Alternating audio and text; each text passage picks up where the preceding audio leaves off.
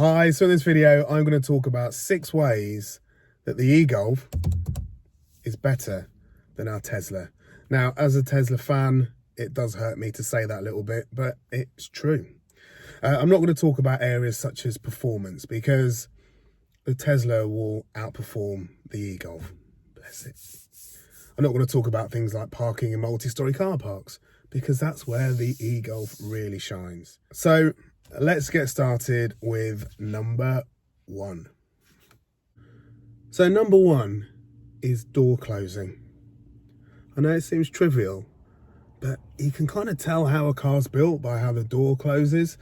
I don't know if you remember the adverts from, I don't know if it's the 80s or the 90s, about it's something along the lines of, it looks like a Golf, sounds like, I don't know. Anyway, listen to this. So it's a windy day, and I hope the mic can pick up the difference between the two cars. Are you ready? Let's do it again. That is a nice sounding door close. Let's get in the Tesla.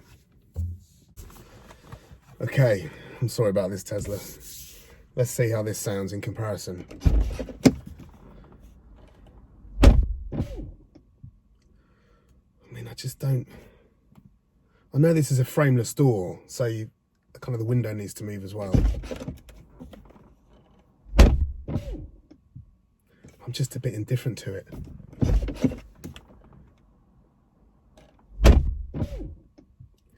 Let's hear the Golf again.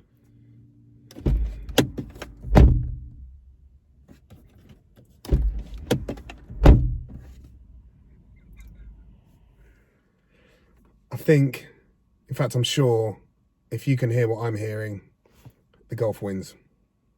So the next area in which the Golf beats the Tesla is in a lot of the external finish. Let me give you an example of what I mean. Oh, before I give you that example, I need to tell you that the cars are dirty. Now, generally when I film, I clean the cars.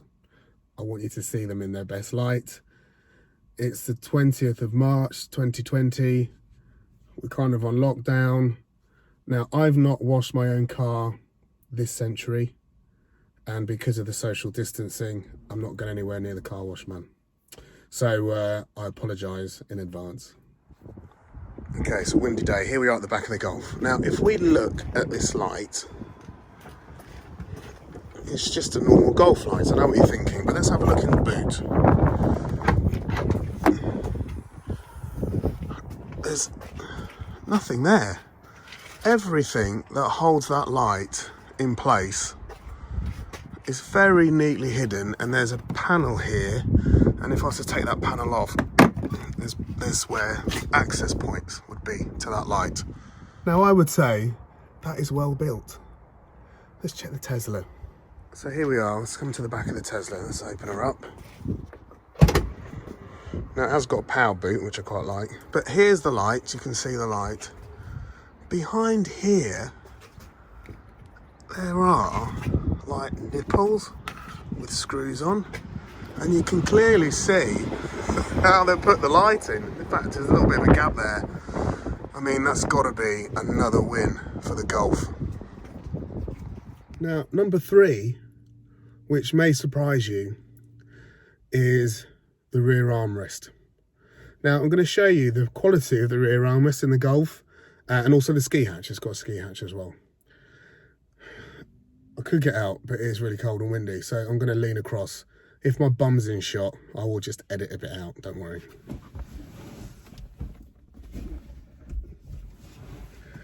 So, there we go. There is the armrest. It's got 2 cup holders, which is fairly standard. I mean, this is a fairly standard armrest, I would say.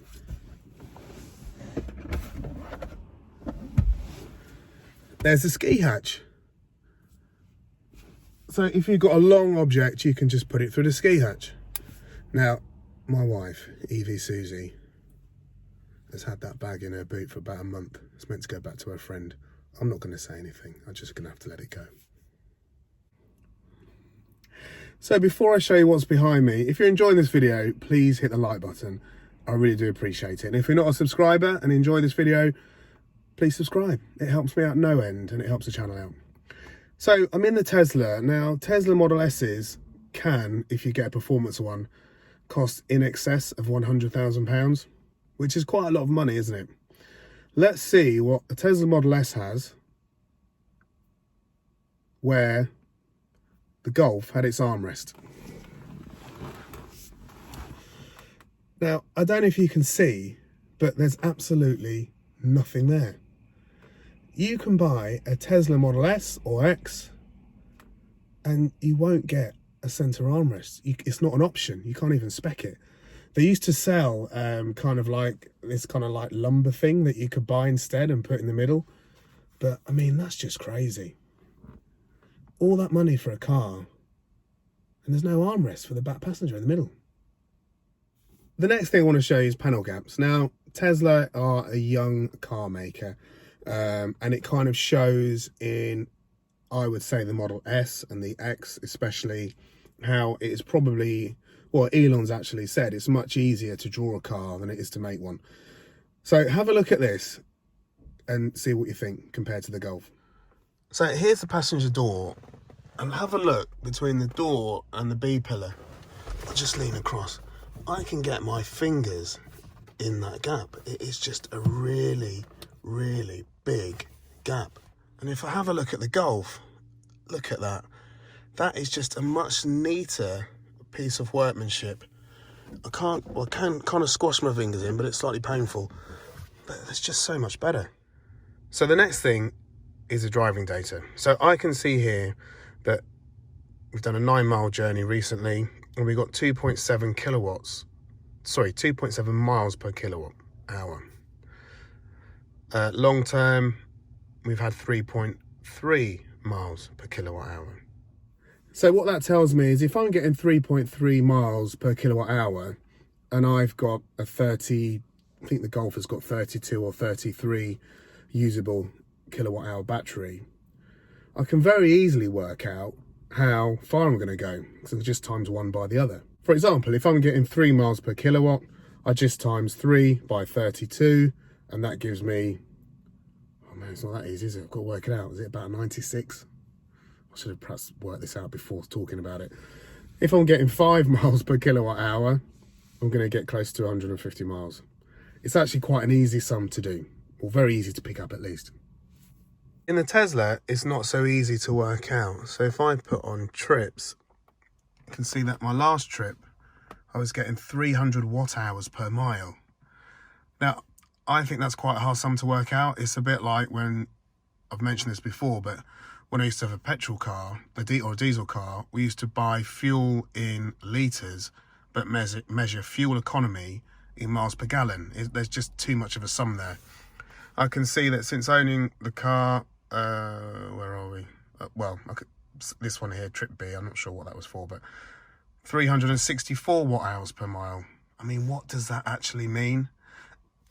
Now, if you know how to work out watt hours per mile into miles per watt hour, kilowatt hour, I'll be grateful. Because currently I have to kind of, if it's 3.33 watt hours per mile, I know that I'm getting 3 miles per kilowatt hour, because that's kind of, just understand that part. But if you know how to work it out, please let me know, because I'm having to use like an online calculator to check my efficiency. I just can't get my head around the maths. The Golf is much simpler and wins this one. So the next one, and it's something that I'm quite disappointed with the Tesla. I mean, I'm not disappointed. I love my Tesla and I accept it. But it's about Tesla's honesty about their range.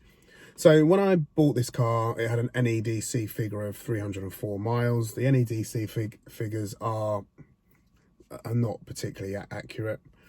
They've recently switched to WLTP. So the WLTP for this car is about 270 miles. Now, on a hot day, in really good driving conditions, this car won't get anywhere near 270 miles, definitely nowhere near 304 miles. This will do 230 miles in what I would say optimum driving conditions, which is below, isn't it? It's a fair amount below, but I kind of knew that. Tesla very kindly told me when I bought it. However, if it's like below 5 degrees, that then drops from 230 miles. I mean, the worst I've had is about 175 miles of range. So Tesla is saying one thing about the range of their cars. The reality is, I think, quite different. Now, I've got the 21-inch wheels, so that does impact the range. It's a harder ride, the wheels are bigger, but surely it should be a bit closer than that. With the Golf, if you get in the Golf and it's got 100 miles range on it, you'll get 100 miles. If it says 120, you'll get 120. I've left the house before and I had 20 miles of range to do a 12-mile journey. I would be very nervous about doing that in a Tesla. But with the Golf, it started with 20, I drove 12 miles, it had 9 miles of range left. So another one for the Golf. If you haven't got an e-Golf, or you're thinking of getting one, don't worry about the range. The range that you see on the screen when you get in the car will be very similar to the range you're going to get when you drive. In fact, after this whole Dieselgate thing, I would actually say that the Volkswagen underplay their range a little bit. So another win for the Golf. So lastly, I want to talk about driving personality. Now, if we're going any long distance, we take the Tesla. It is just a smooth, serene place to be. It's one of the, I think it must be the best driving car I've ever had, ever. I've had some quite nice sort of BMWs over the years. The Tesla is much better. However, when it comes to like personality of driving, so I love my Tesla like Picard loves Data. But my Tesla loves me like Data loves Picard. I feel like if I died tomorrow, the Tesla would not shed a tear over my death. It would just carry on being smooth, brilliant drive. The Golf, however, I'm smiling just thinking about this. The Golf is just like a Labrador that hasn't seen you for 15 minutes. It's just always pleased. This car is pleased to be alive. I appreciate it's an animate object, but it's just willing. I love the fact that it's got far too much torque for its body. So this isn't a purpose-built EV. This is like a conversion. And one of the things that happens there is you can get little kind of little quirks within it. So if you floor this from a standing start and it's mildly damp, you will just be wheel spinning down the road. It's just got that sort of personality. It is virtually impossible to wheel spin the Tesla, which I'm actually grateful for, but this just cracks me up. It is just a fun drive. It's always responsive. It's always perky. It just wants to go. Well, if you've got this far, I hope you enjoyed this video. I love both cars. And I would say if they were on the edge of a cliff, I could only save one. I'd save the Tesla. I'm a real Tesla fan. But I think that just goes to show, and hopefully this video goes to show, just how good this little e-Golf is.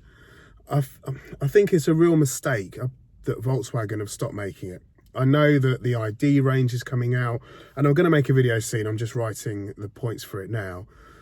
I really think that Volkswagen should keep making the Golf and just have it as this kind of EV outlier outside of the ID range, just for another generation, just to get more people into EVs, because this one is just so brilliant.